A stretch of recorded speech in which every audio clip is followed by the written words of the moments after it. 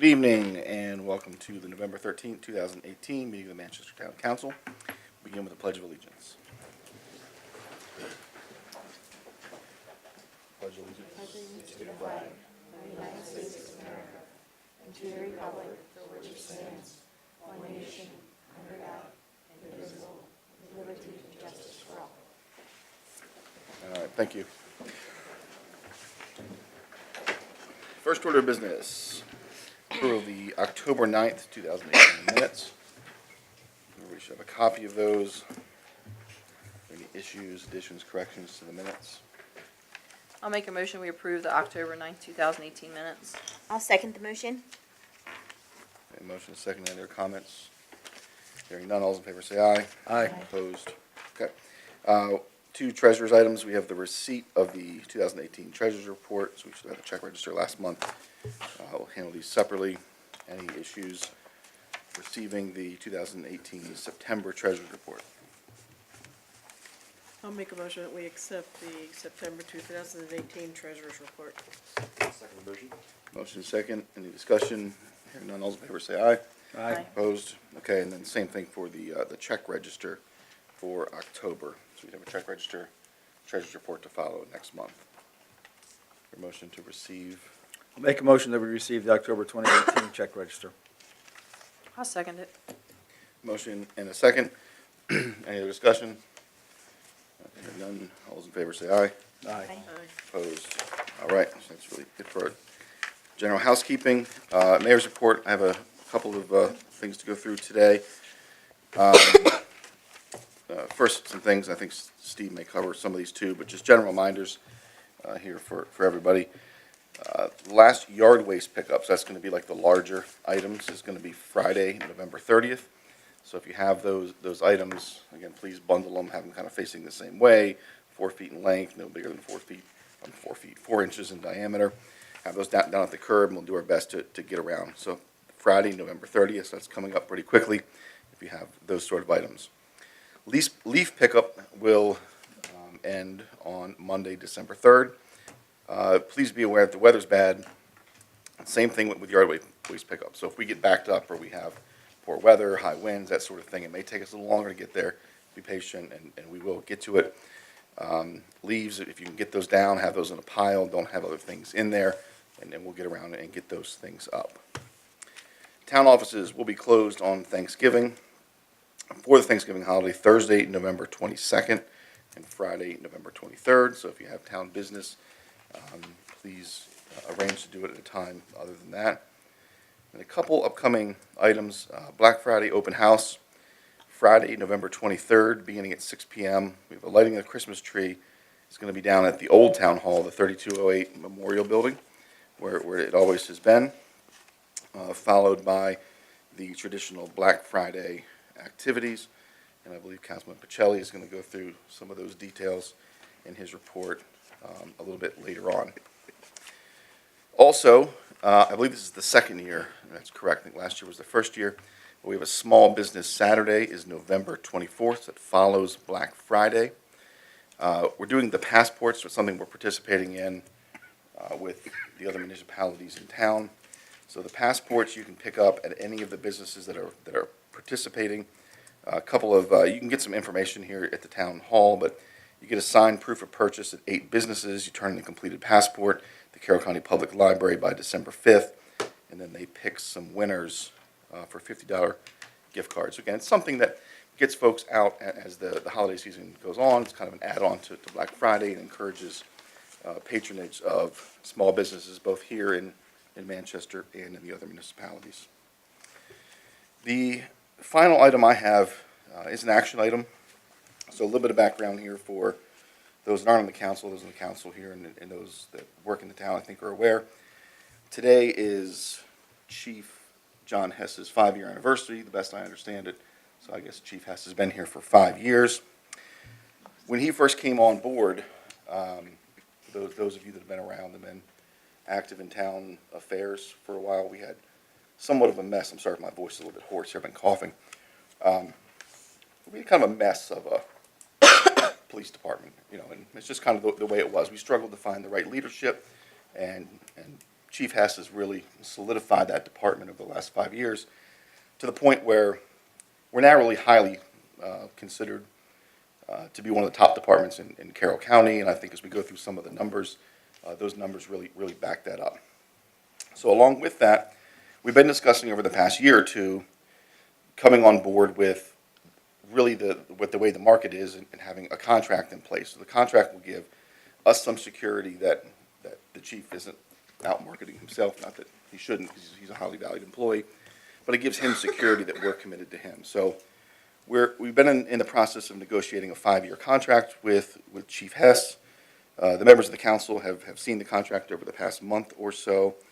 We've addressed the issues in there, and how we came to the contract was looked at other municipalities in the area, took the best practices we could from those, worked with our attorney to make sure that those terms and conditions adhered to our charter and were legal and followed HR policies, so on and so forth. So we're at a point where we'd like to move forward, and so what I'd like from the council is a vote of confidence or a vote of support in order to move forward down this path, as it is it's a new thing for the town, not something we've done with the police chief position before. So with that, I'll open up. Anybody has any comments or entertain a motion? I would say time flies. Time does fly. 5 years, yeah. Been fast, too fast. We've come a long way though collectively, and I really appreciate everything the town's done for me, but more importantly, the team. There's a lot that goes on in this town, I can tell you.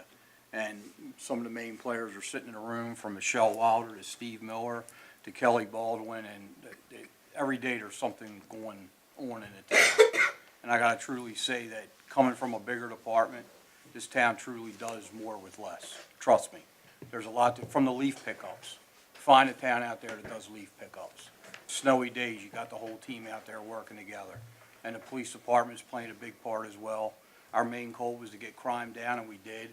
And we got the citizens talking to us, and without the citizens and the police department working together hand in hand, you're not going to accomplish much. Not today. Not today's society. But it's been a great 5 years, and I continue to head in that direction. There's a lot more I'd like to do with the police department, and hopefully we head in the right direction. Yeah, I think in my mind, two more thoughts. One, I think this is probably a couple of years overdue, is to kind of commit to each other and say, hey, this isn't an employee at will, scenario anymore, that like, hey, he wants to be with us and we want to be with him for the next 5 years. And I think the situation we had in here, a number of you guys were in here last month, where we had what seems like a pretty innocuous situation of people, kids using a ball field, and had neighbors that are mad at each other. Well, the police department is really instrumental in getting out and talking to all the stakeholders and talking to the neighbors. And not everybody has that kind of community policing going on, where everybody walked away from that situation, or virtually everybody, feeling like they got what they wanted and they feel at peace with this scenario. So, I personally have been very happy with the job that the chief is doing, and I hope that he's here as long as I'm here.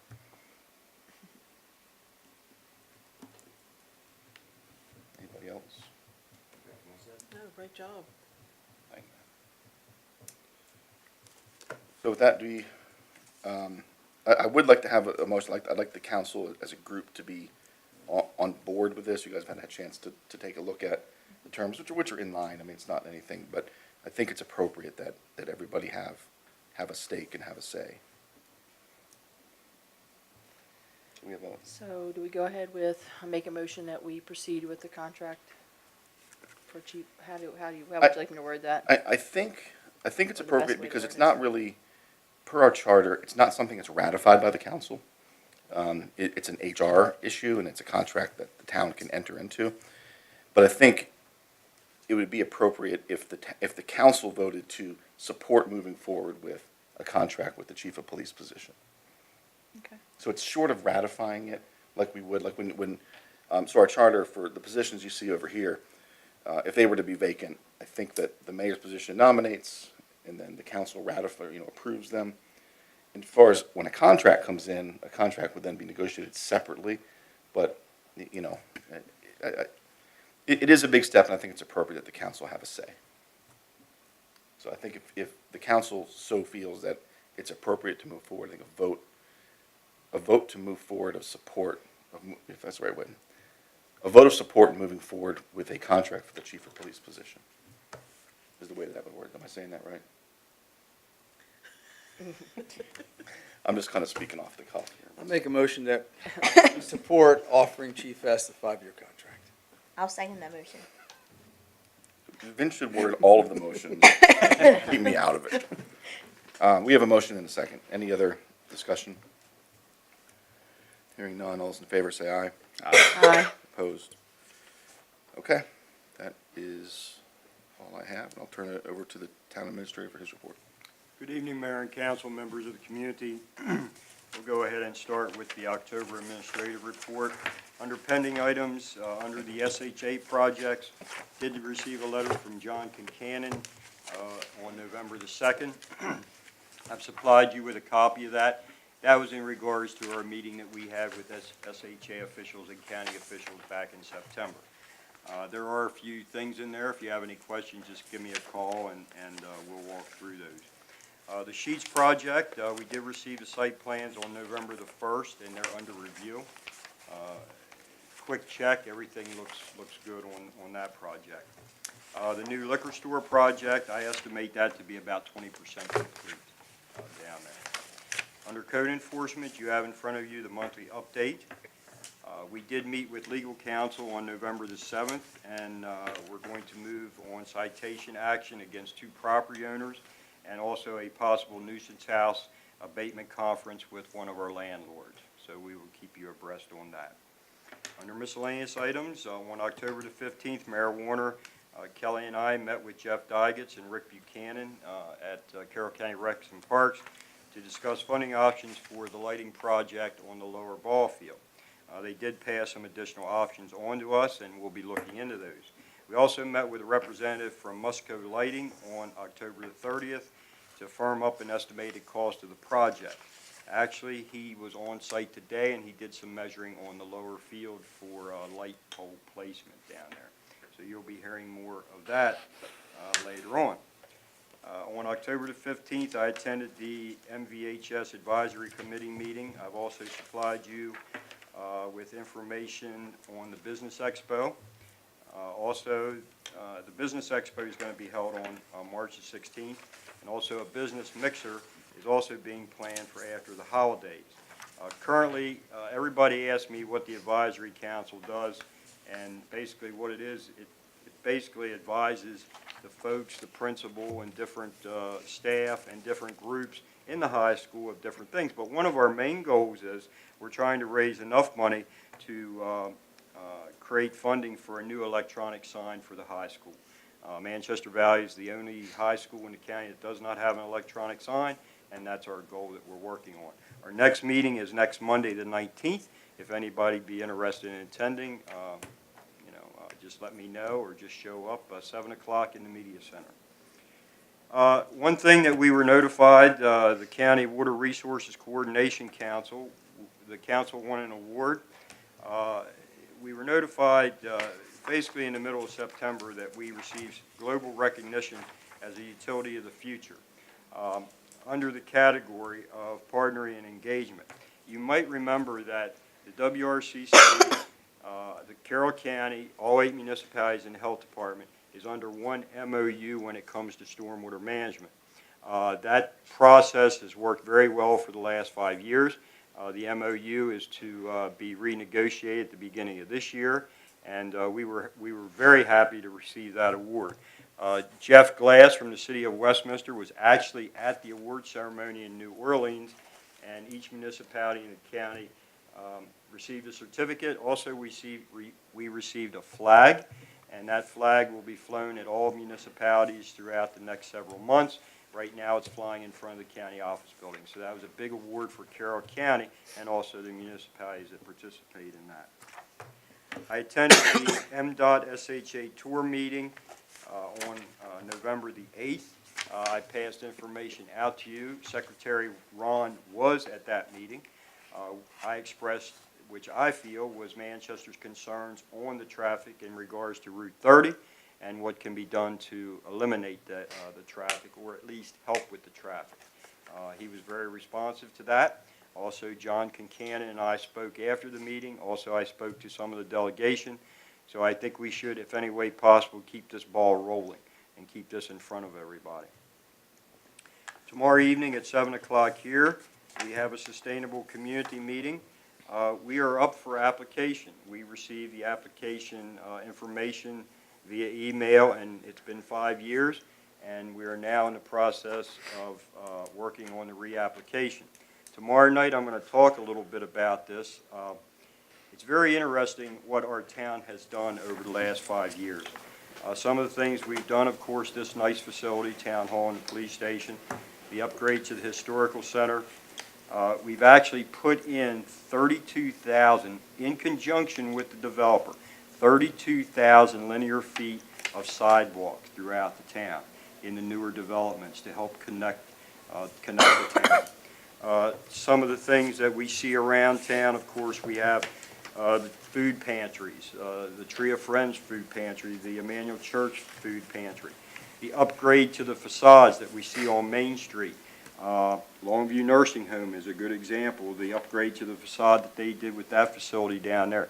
So there's a whole list of items that we've accomplished over the last 5 years, and we're pretty pleased, and I think I'm going to pass that on to the group tomorrow night because it's amazing what we've done to keep our town sustainable. So I don't think we'll have any problem during the re-up application. I think we'll be good with that. I've applied for a $5,000 grant through Keep Maryland Beautiful program. I requested 50 recycling bins, which are going to be used as a pilot program into recycling. So we'll see how that works out. If we're accepted, we may not be accepted. I've also scheduled an end-of-season inspection with the football and baseball coordinators. That's scheduled for November the 26th at 6 o'clock at the ball fields. A few items that I'm going to bring to their attention is maintenance, some trash issues, and I want to talk to them in regards to the lighting project on the lower field. One action item that's not on your information list is we received a letter from a resident, a Mr. Shane Thomas, who has lived in Manchester for 5 years. He lives on Highcrest Court, and he is interested in being appointed to the position on zoning appeals. So that's an action item. My last item that I have, I'd like to congratulate Mr. Larry Burbank. Larry is a member of our Planning and Zoning Commission. Mr. Burbank was inducted into the Maryland Senior Citizens Hall of Fame over the last month, so congratulations to Larry. That is it. Our new Public Works Director will give you the Public Works report. Any questions for me? Before, while Ronnie's making his way up, I have not met Shane Thomas. Did you guys meet him? I did. He came in to speak to me about it. He also applied for one of our previous positions. I believe so, yes. And was interviewed by town staff. So So no issues, right? Like, no. Okay, we can probably wrap it up online, but if no one has any reason why we shouldn't. We have an open position. Somebody that wants to volunteer and participate, we'll probably just move forward there. Everybody's okay? Yes. Mayor and council, we had a busy month, but to start with, I'd like to turn your attention to the monthly water and wastewater data report.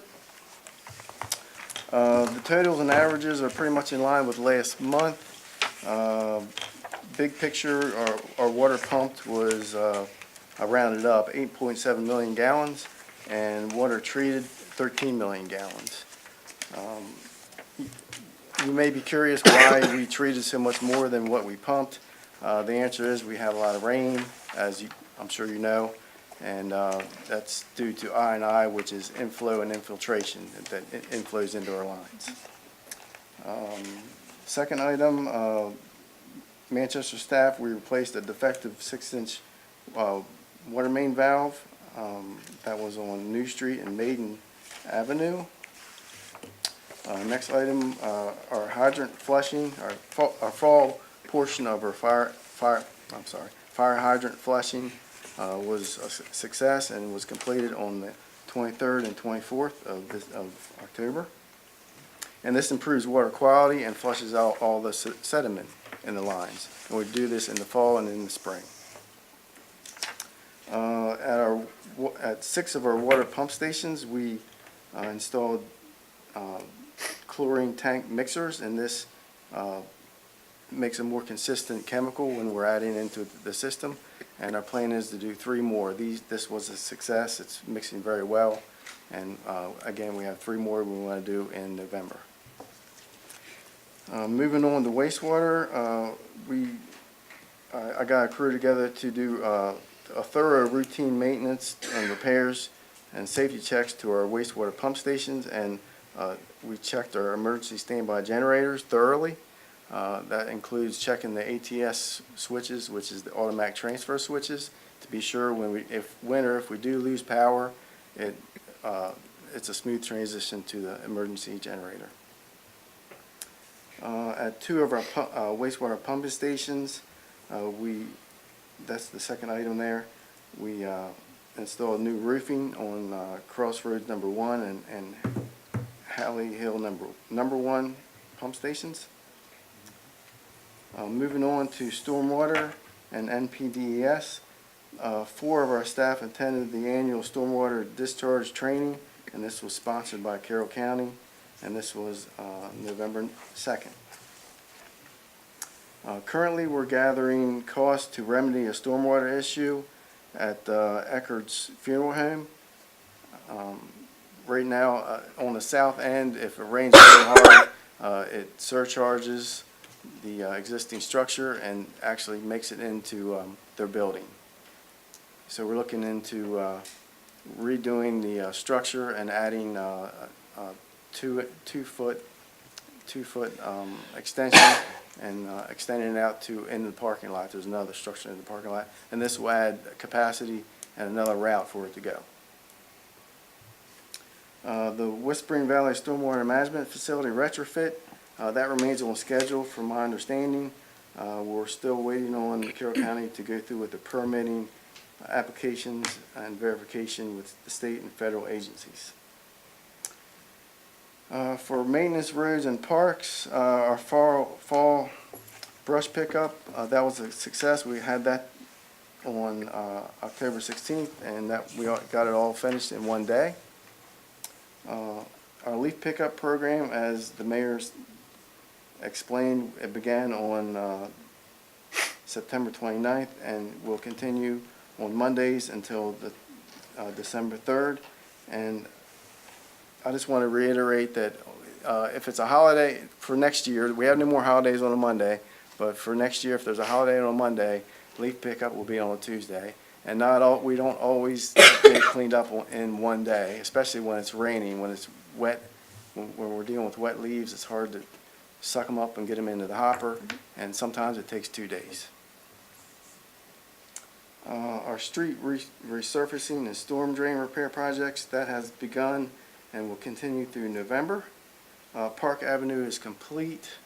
The crew was on site yesterday to finalize leveling the manhole lids.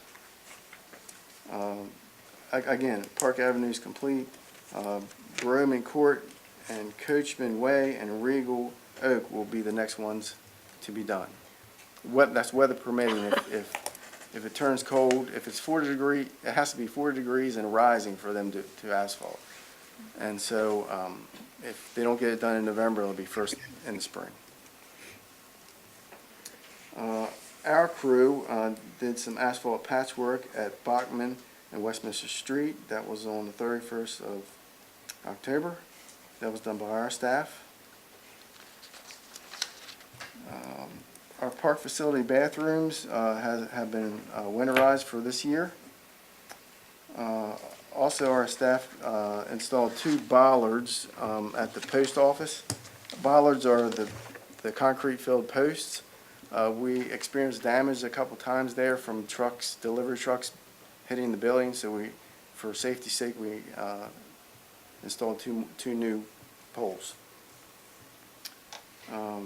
Our snow equipment preparation is in progress, and we'll probably finish up tomorrow in anticipation of maybe Thursday. Our maintenance staff did mortar repairs at the roof line of the historical center. The holiday tree has been put up at the old town hall and should be decorated tomorrow by Man Valley Elementary kids. And the holiday wreaths have been installed today on the light poles. And last but not least, I'd like to thank Donnie Knott and the Manchester staff for their warm welcome and all their support to make my transition smooth. And I'm just delighted to work with such a talented group. That's office and field crew. All right, thank you. Any Very good. If I questions? can echo what Rodney said, it's been a month and he's come back for more punishment, but he's an asset to the town. The transition's going fantastic with Donnie, gonna be retiring in probably 4 or 5 weeks with Rodney coming on, so it's been working out very well. Yeah, couldn't ask for a better person. He blended right in, doing a fine job. Thanks. Any questions on anything? Just a quick one. With the leveling of the manhole covers on Park Avenue, Yes. is that to prevent the flooding that occurred last week? So at the bottom of Park Avenue, right by, I want to call it the Stockyard. stockyards, and that's not the right word for it, but you know what I mean, the stockyard area, there was a lot of flooding in the road after the rain. Low line. That's The leveling was to eliminate, there were sewer manholes, so that was to eliminate the. You hit The no- bumps, okay. That would be a stormwater issue. You're talking Okay. about low Yeah. riding area. I don't know if it was just the way that it was paved or if it was a little higher, but there was some flooding right around there. I think they Is have- that what it rained just the other day? Mm-hmm, Right, last okay, 'cause last we week. had the storm, that project came with storm drain repairs. Okay, so- yeah, it was last week. Yeah, okay. Ron, you kind of knew the town, so maybe you know this. Have you often or ever received any inquiries from DHS or any kind of federal agencies? Any kind of inquiries, audits, inspections, susceptibility to cyber attacks? Do we ever get anything from any agencies like that? not that I'm aware of, no. All right, thank you. Thank you. Thank you. Thank you.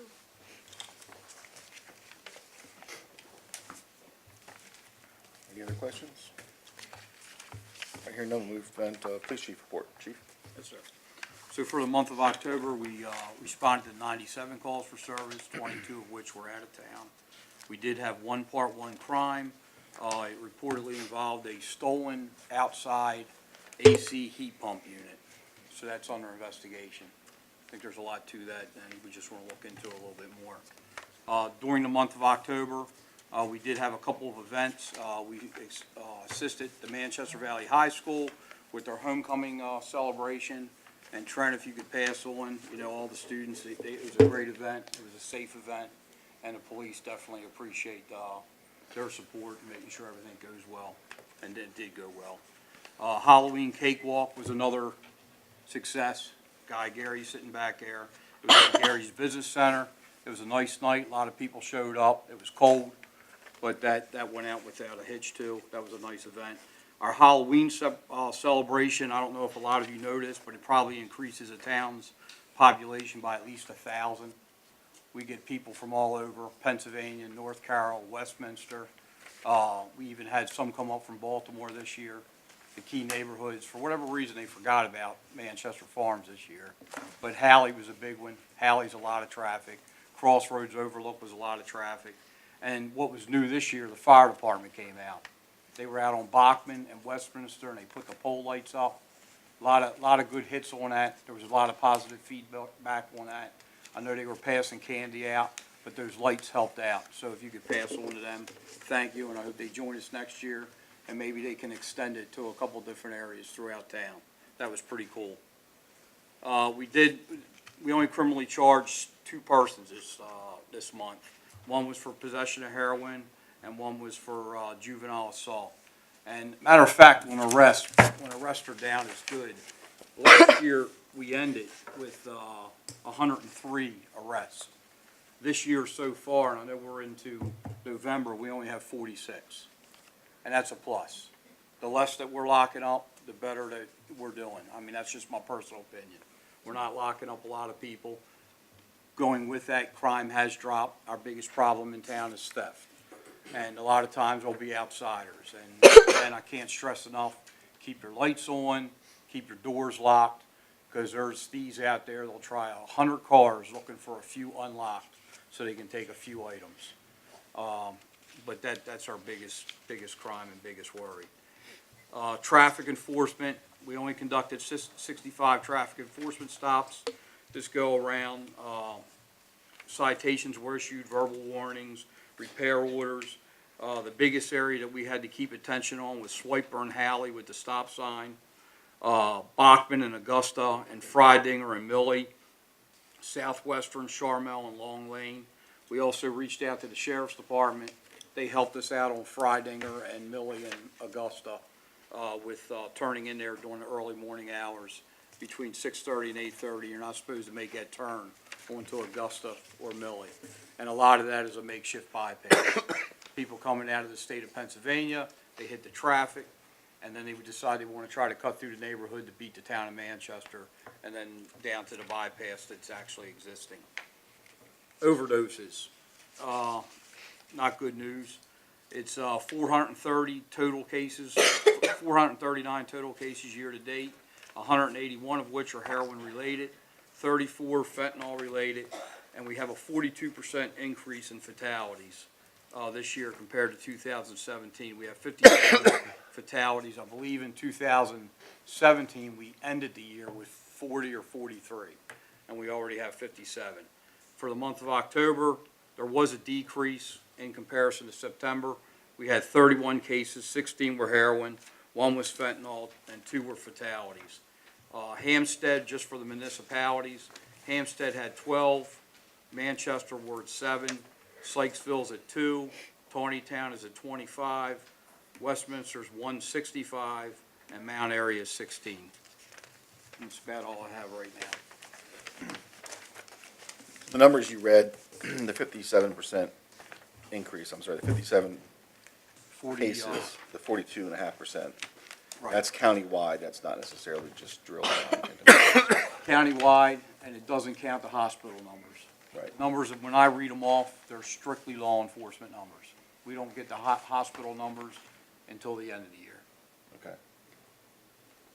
So it's, to give you an idea, I think last year was 900 overdoses. Crazy. Any other questions for the chief? Mayor Warner, I actually forgot something, and I want to send kudos out to the skateboard park Oh, yeah. volunteers. They had an event, I believe, on Sunday, October 28th. Yeah, it was at maybe? the steakhouse. They raised a lot of money. It was a good turnout. The mayor went, I went. It was election night. Yes, it was election night. I was talking about the Halloween Havoc they- back here. Yeah, they we did, had the they did two Halloween. Yeah, things. Halloween Yeah, Havoc that was back real here. good. That We, was cool. we counted probably at least 200 people 200 at one people, time. easy. It was unbelievable, the amount of people that they drew back here. They're doing an excellent job. They've settled down now over the wintertime months, but they're ready to get gear back up in the spring. Fantastic, so I forgot that. Steve Miller dressed up as a smiley face. I'm just trying to find out. I was how the that Walmart guy. connected to I have skateboarding, pictures. but to each his own. Yeah, it was warm. So. But yeah, I want to get kudos out to those. Yeah, they did a good job. Yeah. Yeah, I think anything we can do to continue to support them, I mean, it's a really easy, positive group to partner with. I haven't been able to make it to everything that they do, but I try to get out there and I encourage everybody to, even if you just, stop by and give them a couple dollars. I'm not a skateboarder as much as they think like to laugh at me trying to get on one, but, they're a great group of guys that are doing something positive, and providing an outlet for people that they don't even know. Yeah. Very good. Anything else for the chief? All right, moving on. Introduction of ordinance number 235. So 235, you should have a copy of it in front of you, and essentially what this is an ordinance to adopt the zoning map that goes along with the comprehensive plan that has been worked on. This does come along with a recommendation for adoption from the Planning and Zoning Commission. I believe that's already done Yes, it was on last month. and signed. The process for this group from this point is to introduce this here tonight. If there are members of the community that would like to review, and this is going to tie with the comprehensive plan that's been out there, but please stop by if you'd like to review that. From this point, we'll have a public hearing on the beginning at 7:30 of the December meeting, and then that'll be, can move forward for adoption at that point. Okay. Brigitte Miller is going to talk to us a little bit about Haley's Wish and the playground.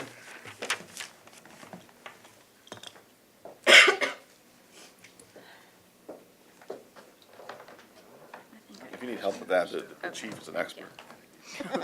I brave you. Got jokes.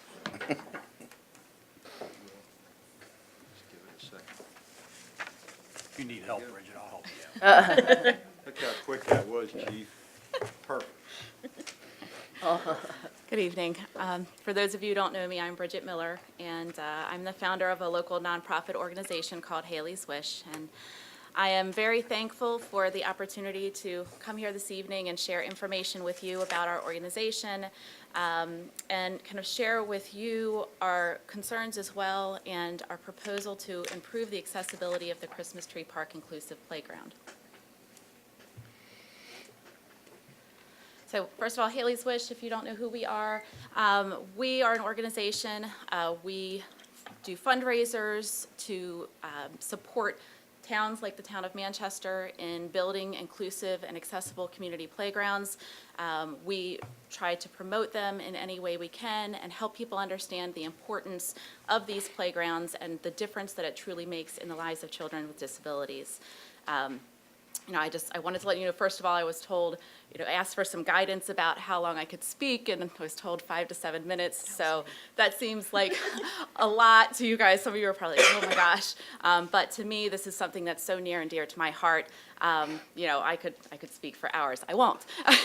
So when I'm rushing through some of these slides awkwardly, trying to get through them, it's because I'm trying to respect your time. Also, I can't promise that I'm not going to ask for some funding to support the playground. But what I will tell you is that we have provided financial funding in the past, and we are currently fundraising to support improvement of the playground, and we will continue to do so. So we're not here just asking for a handout. What we would really like is to have kind of a collaborative effort with the town to work together to talk about what your vision is, to talk about what our vision is, and to try to come up with a plan that meets the needs of the children in our community. So this picture kind of gives a good visual of what my family encountered when I founded this organization back in 2006. This is what most playgrounds looked like. I am so thankful that Christmas Tree Park does not look like this. Christmas Tree Park is amazing. I don't know if everyone has had an opportunity to get out there in the past few years and see it, but it's wonderful. But this is what caused me to start Haley's Wish. I have 3 children. Haley is my daughter. She has cerebral palsy. She is wheelchair bound. She has a very severe case of cerebral palsy, so she really can't do anything on her own. She has a cortical visual blindness, so she really doesn't see very well. She's nonverbal, so she doesn't communicate. That said, she is super smart. She is in grade level classes in school. She's found a way to communicate her answers. She has an amazing personality. And just a funny sense of humor. So, and the playground is something that she loves. These are my kids. The picture on the left is the playground that we built around 2009 over in Westminster, so those are my little kids. And the picture on the right is the grand opening of the Christmas Tree Park Inclusive Playground area in 2015, November 2015. And you can see the smile on Haley's face. So despite her limitations, she loves the motion of the playground, and without this type of specialized equipment, she would never be able to do anything. It is really, it's a struggle for the child, it's a struggle for the parent to kind of experience that inability to give your child what your other children have. And so that is what caused me to go out and do this and to take the initiative to make a change and not just complain about it. Some people would say, why would we invest all this time and money in one child? It's not one child. When I had Haley, I was surprised to kind of open my eyes and see how many children in our community have disabilities. And it's not just the children who are affected. You have parents who are disabled and need to be able to accompany their children onto the playground. It's the siblings of those children who don't get to go to the playground with their sibling in a wheelchair. So the list goes on and on of the number of people who are affected by the lack of inclusive playgrounds in our community. There's a difference between accessible and inclusive that most people don't understand. Accessible means that you can get onto the playground area. And that's what the law requires, and the law requires maybe that the child is be able to get to at least one piece of equipment. It doesn't mean that you have to make the equipment be equipment that the child can use. So the child gets onto the playground, but then there's nothing to do. And again, I'm thankful to say that that's not the way Christmas Tree Park is right now. Inclusive means that everyone can use the equipment, everyone can enjoy the playground, and it goes a step further. It means that you design the playground in a way that encourages interaction among all the children, regardless of their physical ability. So it encourages that social interaction that all kids need. I am going to touch on this very briefly. It's a lot of information, but it's not just about play. Kids need to play for proper development, for physical development, for emotional development, cognitive development, social skills. Play on the playground is so much more than just having fun. So this is the grand opening of Christmas Tree Park in November 2015. That's Haley and my family, along with so many supportive members of the town. It was an amazing day. If you haven't gotten out there, this is what's there. It's literally everything. Every type of motion and play activity that you could ask for in an accessible and inclusive format, which means that it's designed in a way that you can transfer easily from a wheelchair to the equipment. It's at the right level. It has some high back areas, so kids like my daughter who, when people think of wheelchairs, they think you can't walk. My daughter can't sit up on her own either. So if you were to put her in a regular chair like this, she'd fall right over. So the type of high back swings, the ADA bucket swing that's on the zip line, the high back seesaws, these things are crucial to her being able to play. And the fact that these pieces of equipment also allow multiple children to be on them at the same time means that she gets that social interaction. So when I say that Christmas Tree Park is the best playground in the area, I really mean it. There are no playgrounds like this in the area. And this is a mom who used to take her kid a few times a year to Virginia to find a playground where she could participate. Since 2015, so we had a couple years off. Haley had some health issues, so there were a couple years where we didn't do a lot of fundraising, but in July of this year, we received a phone call from another community organization who was looking for a nonprofit that supported children with disabilities in the area, and they wanted to make a donation. I suggested that we use that donation to purchase this swing set for Christmas Tree Park. They donated $4,000, and Haley's Wish added another $1,000, and you'll see it has 2 of the standard belt swings and 2 of the high back swings, and we have received comments from parents who are just thrilled that it has been added. So, and I wanted to just take a second to stop and I cannot say enough wonderful things about how the town of Manchester supported that playground project. From meeting with us to talk about what our vision is, to helping us get quotes and choose the equipment, to going out and applying for grants themselves to add to our funds to make it happen. These are some comments from some other local special needs moms in the area, and everyone is thrilled. And I can tell you that the kids who don't have special needs, that playground is packed. It's just amazing. So that said, when we built the playground, we decided to make a strategic decision to get the playground equipment installed and not to worry about the fact that mulch is ADA approved as accessible, but it really is not ideal for children in wheelchairs or using walkers. But from my experience, trying to raise funds to also install the surfacing at the same time can delay a project by a few years. And it was more important for us to get that equipment out there so that the kids can start using it than to do it all in one step. But it's time to improve it. This is a comment from another local special needs mom, and I can tell you my experience has been the same. When we go out to the playground, first of all, your child may weigh 60 pounds. Your wheelchair may weigh 80 pounds. And so before you get into the playground area, you've already loaded the wheelchair and the child in and out. Then when you get onto the playground, you're going to be transferring that child in and out of each piece of equipment. That can't be avoided. But when you add to that, struggling to push a wheelchair through the mulch to get from one piece of equipment to the next, it ends up making your trip exhausting and burdensome, and it's more like work. And I find that the parents sometimes will not stay as long at the playground, they don't get the opportunity to enjoy it as much, or they don't go to the playground because of that. So we really would like to try to get more accessible surfacing installed. Additionally, I know that there are sidewalks approved in the budget for this fiscal year. I would love to see some sidewalks that connect the inclusive playground area to the rest of the park. You can see there's not a lot connecting it right now, and that would just be an added bonus. So what is our proposal? We propose that we add areas of rubber surfacing for easier transition between the play components. We're not proposing that we cover the entire playground with rubber surfacing because the cost is quite significant. And it's not necessary. If you just have enough of the playground surfaced with rubber to transition from one area to the next, it serves the need. Also, we propose that we add borders of sidewalk around at least a couple areas of the playground. It'll help decrease the quantity of rubber surfacing that we need, and it'll add to the accessibility of the playground overall. Adding sidewalks, as I said, to try to connect the playground to the park, and then possibly in a phase 2, adding a hillside slide to connect the elevated inclusive playground area to the lower tot.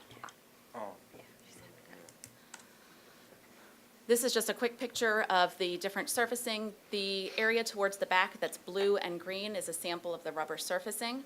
Another option for areas that don't require safety surfacing is artificial turf, and then of course concrete sidewalks and mulch. This is a picture that shows a good example of how they poured a pathway of rubber surfacing where they needed it under the accessible swings, but still maintained the lesser expensive mulch in the rest of the playground. And this is just another angle of the same playground showing the combination of the mulch, the rubber surfacing, and the sidewalk. Just some small things that you can do, for example, at the tot lot. I don't recall what's around there, but just in general with playgrounds, if you can remove some of the barriers of the railroad tie type borders and add an opening with a ramp, that's always helpful.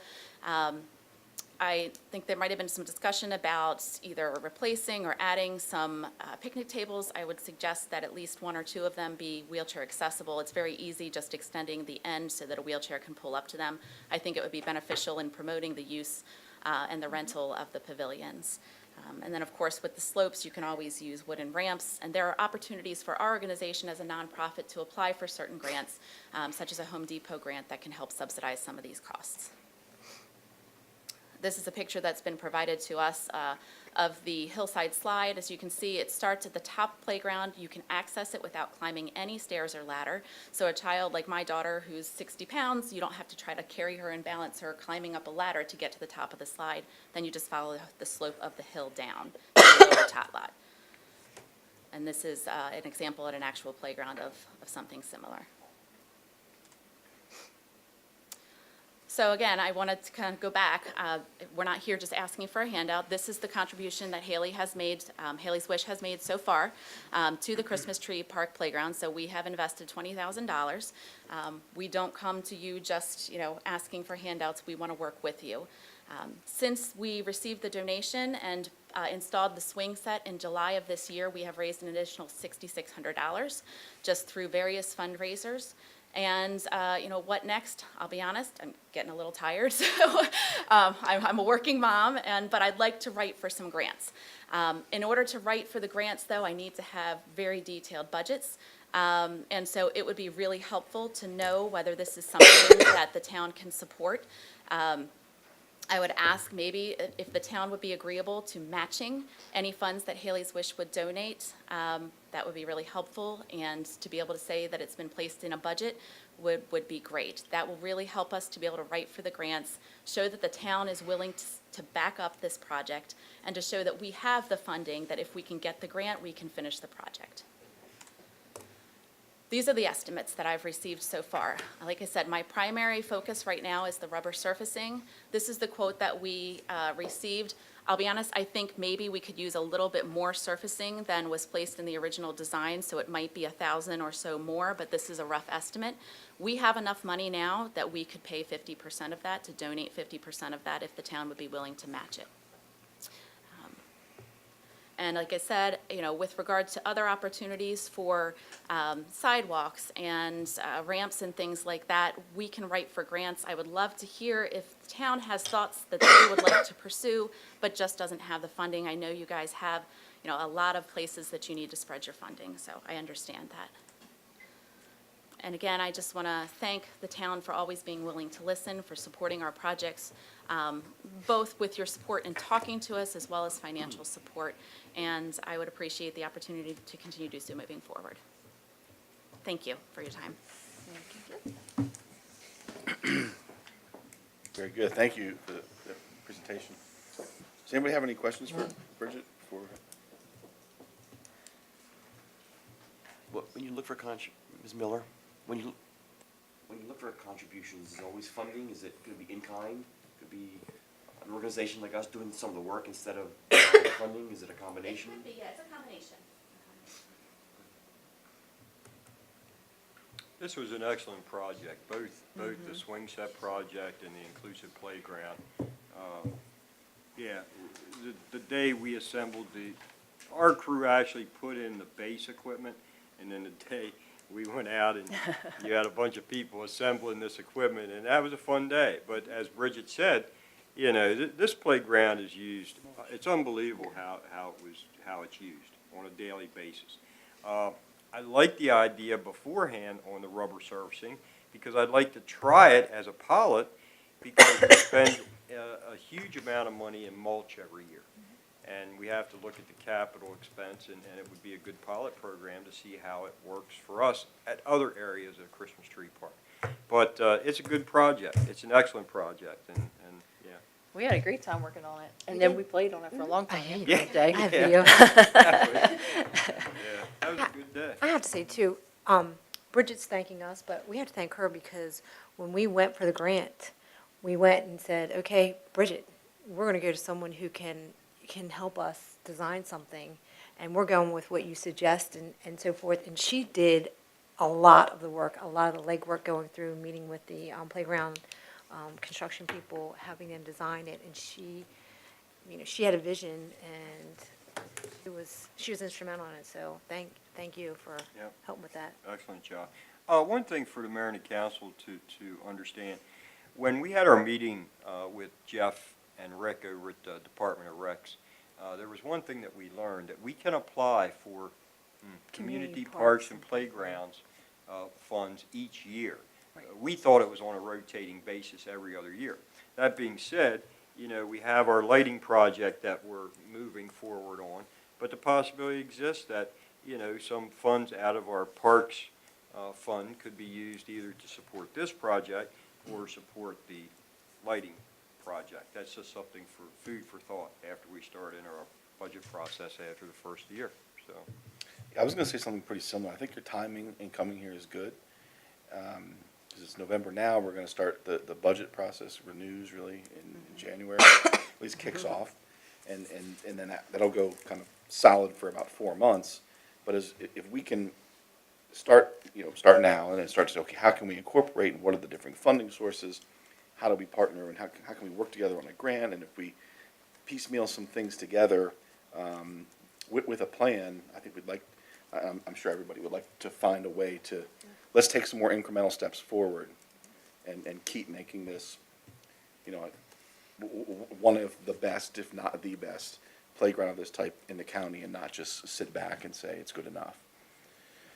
So I have a question. With the rubber surfacing, and it showed kind of like I guess I don't know if it's path is the right word, but it was around, what is in the other areas? Is those areas still mulch? Mulch. Okay. does that work well with not kind of mixing, does the mulch wind up all over top of the rubber, or? No, it doesn't end up all over. You do have to make sure that it's raked. I think it's mainly more so that as it packs down, if you don't break it, you kind of will see the drop off because the rubber surfacing clearly isn't going to pack down. So I think that's more, but no, I don't think it's, I've never seen it be a problem. The playground that we did over in Westminster has also a combination. It's a little less of a combination than it would probably be here. We put a lot more surfacing there, but it really hasn't been an issue at all. It works really well. Is that the one at the city park, like Longwell area? It's actually, it's across from the pharmacy, and it's actually at Carroll Springs School. Oh, right.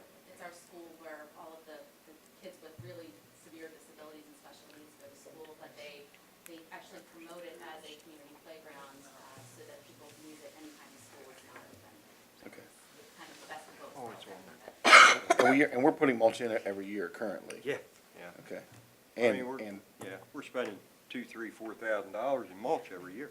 And It gets manpower. packed And down, I man mean, hours. it gets muddy and it's just a mess. If you wanted to do more rubber surfacing than I proposed, all the better. Well, I'd like, I've seen this before, and the rubber surface, it's fantastic. I mean, it's the way to go. It lasts, its durability is great. It lasts a long One time. other thing we could consider, I'm just kind of thinking based on my experience back when I used to do like the football program is, the Ravens every couple of years with they get rid of their turf industry. And I know they don't have it in the stadium, but they have it at the practice facility.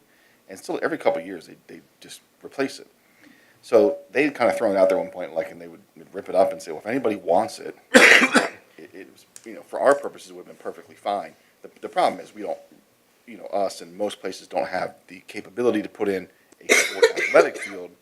But I know that people were making putting greens out of it and all, and that may be an appropriate thing. We say, well, instead of mulch, we could basically pack some sand down and cut pieces and put that in there, rather than even buying expensive turf. But the turf would have been the top quality you could I will check into that. I have some friends that work at the training facility in Owings Mills. get. Yeah. Just see what the schedule is. I'm I gonna don't see know what their they schedule do is. and see what the options are and check and see. It might be something to think about, but I have several friends that work there. Okay. So I'll check into that too. Yeah, I'll talk to you afterwards, okay? Yeah, there's a process other than the poured rubber surfacing where it's like melted and they pour it in, that you Yeah. do use, the fragments and you kind of lay it and melt it once it's on there, so that's Okay. an option as well. I'll talk to them and see. My memory was it was every 2 or 3 years they were replacing turf, so I don't, Okay. Okay. any other comments? So let's stay in touch and on the conversations, and please, stay in touch with us, and we'll develop a process for keeping in contact with you. But as we move into budget season, let's see how we can work together. Wonderful, thank you. Okay, questions or comments from the community? I have one signed in, Mr. Rob Schilling. Do you mind coming up? I have no presentation. And I'm following her. That's not really fair. No, on Forest Street, right up the road by Park Avenue. And basically, I don't have any parking on the street. Right now, I'm kind of using a right-of-way for a neighbor. And when I get visits from older family, trying to get them from that area down to the house is not easy.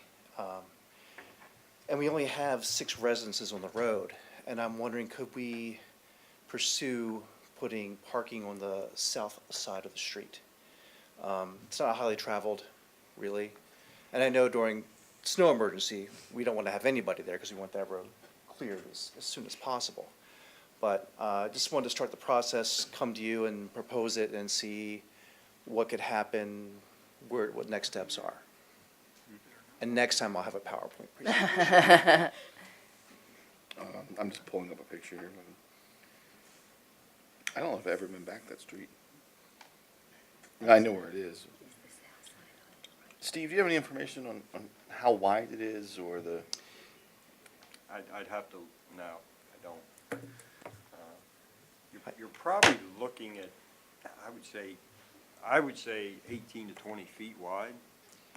I don't know. It's not ideal, but the amount of traffic going in and out is Hold on, minimal. keep talking, I have it. Sure, I can keep talking. Here's a question. So for breakfast today, I had a delightful casserole.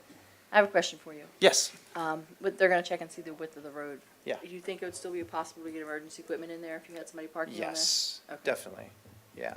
That's my biggest concern, worrying about getting, Is there no parking signs there now? Yes, There is. and we're obeying them, Okay. and I don't So, wanna. until they resolve it, I do have a simple solution.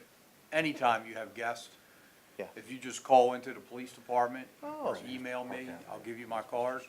You let me know when, I have a contact number, and you can park there. We've never had had a problem like that anywhere in town. It's the biggest, if driveways are blocked, emergency equipment can't fit, things like that. And But we that- can resolve it on a fast solution. yeah, That's and I one would way. love to pursue that. I would definitely wanna Yeah. contact you for that. I was gonna suggest, I wanna see if there's anything I didn't know that I didn't know. Yeah. But in a lot of areas in town, that kind of works. It doesn't work great for permanent solution or like car storage or like I keep my camper out here, like, you know, in front of my neighbor's mailbox or like, but it's like, oh, we have 3 people over at the house or you have a birthday party or, folks visiting. Particularly if it's gonna be, you know, more than, you know, a car or two, just work with the police and say, hey, here's my number. If there's any issues, let me know, and then again. Quick it's- email, when, Yeah. contact number, it's all good. But if possible, I'd like to pursue it though, if Yeah, practical. I think there's definitely space for traffic to get around, Yeah, it may be a little bit more of a process to kind of definitely. go through, but that'll work in the meantime. We're not out trying to write parking tickets for, I don't know what they It's like are, a but, private driveway. yeah, it's essentially, I was looking at it It's like, essentially a private driveway. Forest Street is 19 feet wide by 432 feet long. So 19 foot wide is what we'd be working with. Yeah, you could do that. I mean, how's that compare to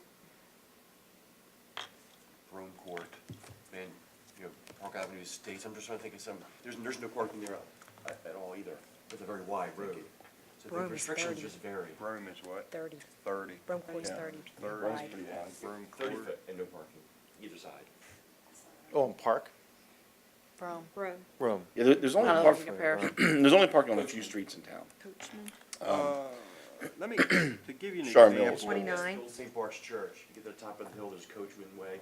Okay. Right goes Which is through Maiden there. Lane. There's 3 roads back in there. Yeah, right past you. There's no parking on either side there either. 19. Yeah, to give you an example, Maiden Lane, Mm-hmm. that's 19 feet wide also. So that'll give you kind of how about, a long lane should probably be about the same. Probably about the same. How about Grafton? Long is 22. Grafton, Yeah, those back there, like the Grafton, like, 29. really kind of grandfathered in, I think. 29. Maybe before we had yeah, cars. Grafton Street, that was a big, Have a that is a grandfather. big issue. That's, Yeah, That- that is Have a big grandfather. issue. Yeah. yeah, But, High Street's only 15. yeah. okay. So, yeah, why don't we, we'll take it as an action item to look at some of the specifics. Appreciate that. And then, and it's, see what we can do. And of course, like, you probably appreciate, everything we do kind of has to fit into everything else, right? 'Cause Oh, the water- exactly, But exactly. in the meantime, you want to have people over. I mean, we'll work with you, and we're not. And I greatly appreciate that. Thank you for the intermediate solution. Yep. Thank you. So that was the only person that signed in. Was there anybody else that did not get a chance to sign in that would like a chance to raise a question or speak? Mark, how'd you do in your marathon? Good? He didn't hear you. Did you do a full or a half?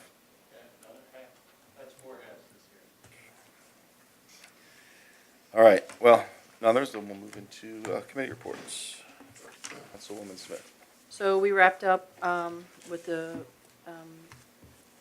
cable commission and just finalized everything. So really nothing happened except for approving all the minutes and getting everything done. So our next meeting is January 10th. Councilwoman Miller. It's already been stated, but I think Rodney stated that the Manchester Elementary students will be up to decorate the tree. Miss Smith, the art teacher, was on the ball. She was ahead of the game this year to reach out to us to make sure that the town tree would be at the old town hall. Is that tomorrow? I believe it's tomorrow. Tomorrow, Thursday, Yeah, I think it's for tomorrow. Yeah. So it'll be ready. Councilman Pacelli. The Sustainability Task Force, as I think Steve mentioned, is meeting tomorrow night right here at 7 PM. With regard to the Manchester Area Merchants Association, their next meeting is this Thursday at noon at Spargo's, and what has already been touched on, the old-fashioned Christmas and holiday open house, give you a little bit more detail. First of all, if you're interested in being a vendor there are spaces available, and they are $30. November 23rd from 6 p.m. to 9 p.m., Main Street and the Fireman's Activity Center. The tree lighting, Santa's arrival on the fire truck, pictures with Santa, hay rides, light refreshments, shopping, prizes, and so much more. You will have an opportunity to take a tour of your local businesses. You'll have your map stamped and enter to win some great prizes. So that'll be the 23rd of November from 6 p.m. to 9 p.m. And I remember last year was a great turnout, so as long as the weather holds, Ruth, everything will be good. That would be it. You're going to guarantee good weather? No, I'm not. Councilwoman Howe. The meeting last night was canceled, so I have nothing. Okay. Councilman Walker. Okay, Planning and Zoning Commission did meet last month. We had two items on our agenda. One was ordinance 235, the zoning map. And for those who are interested, we have larger maps if anybody would like to see, but it's interesting the shape of our town when you look at it like that. But anyway, there are larger maps if anybody's interested. And then we had the organization come back to us again. We're proposing putting a car wash on Maiden Lane. A few highlights for those who might be interested. They plan to use approximately 750 gallons per day if they implement this. They'll have just the automatic washers, not those hand washers that you do yourself. They'll have the automatic blowers that will dry off the vehicles to decrease water runoff. They plan to have a 25-foot setback of pavement that will be heated so that any water that does run down will melt, so snow and ice won't accumulate. And they're willing to grant an easement to the town to allow us, when we plow Maiden Lane, to push it into that area. We were concerned with lighting, as they would incorporate the kind of lighting that would not impose on any other residents around the area. They're proposing 24-hour use. Commission was a little concerned with that, so we would propose some reduced amount if they went forward. And then we also suggested that if this were to be implemented, there would be only a right turn out or a right turn in, so traffic, as we just talked about, Maiden Lane is only 19 feet, so that could be a lot of traffic. They weren't looking for any kind of approval. They were just presenting some ideas to us at this point. So at some point, if they decide to move forward, they would come to a concept plan and get approval. But for now, they're just thinking, just some ideas. How many gallons did you say? They're suggesting it could be 750 gallons a day. Now, he owns 3 lots. If that were to be 3 homes, the average usage would be 250 gallons per day for each of those. If you've been down Maiden Lane recently, you might recall there's 3 signs out there for the 3 lots for sale that he has. So if they were in residential, it would be on an average of 250 gallons a day for each of those. He'd be using 750 gallons of fresh and recycled water, because they do recycle a certain amount. It just, I mean, I guess they would have metrics around it. It sounds low, just thinking, but. Yeah, they mentioned how many gallons they use per wash, and it was very low. I can't remember how many. They also estimated that they're going to do an average of, I believe, 70 cars. He was upwards 70 cars a day. I thought it was pretty optimistic And to wash 70 cars a day. Well, it would not be straight line either, right? So it would be. Right. Yeah, I mean, there's a ton of those things around, so the amount of water they use is probably obtainable information. It's just. And the systems have come a long way with recycling. And, yeah, so I think they're going to recycle 87 to 90% of their water. Yeah. That's it. Okay. And you representative Trent? Finishing out the night, I have some events that have happened since the last meeting. A few weeks ago, you had Spirit for the school, which was very well participated in. Everyone was just having a blast with it. So there was America Monday, Tropical Tuesday, Pajama Wednesday, Spirit Thursday, and then we were off on Friday. And the senior class won the Spirit saddle, like the class did last year. And the football team lost the homecoming game to Liberty, which wasn't that good. So then, also with the homecoming dance, that was very well attended throughout all hours of the night. And I think people had a lot of fun. Then you had 3M night, which is music, mystery, and masterpieces, was on the 25th. And the audience filled most of the auditorium. And 3 a.m. at night is like bands, chorus, drama department, just the whole fine arts wing putting on a performance for everybody. It was very well attended. The school also had the second annual, the voice competition on October 18th. And I was there and everyone did very well. And the winner was Alexandra Overby, who performed and is also performing in the drama production of Pippin, which is a segue into Pippin. And they performed last Friday and last Saturday, and will also be performing on this Friday and this Saturday. And just a little thing about Pippin, it's about this boy who is the son of King Charlemagne trying to find his purpose, kind of finding what he likes to do. And for future events, Pippin is performing again. And the sports teams that advanced to regionals was just the boys soccer team, and they won a game or two, but then lost to Magruder. For the girls soccer team, they lost regionals against Governor Thomas Johnson. And for cross country, runner Ruby Gaffena, she won 5th place in states on a very difficult 5K course with a time of around 19 minutes and 30 seconds, which to put in perspective is like 10 miles per hour for almost 20 minutes, or a 6-minute 20 mile. That's crazy. And finally, some other future events. Since this is November, some of the business teachers have decided to do No Shave November to raise money for cancer research. Kind of weird seeing some of the teachers with beards going out now. And also, today was the last day of the first quarter, so everyone's a quarter through the school year. Had an early dismissal today. That was nice. And that's it for me. Very good. Very good. Anything else for this week? None. A motion to adjourn. I make a motion, we adjourn? Second. Second. Good night, everyone.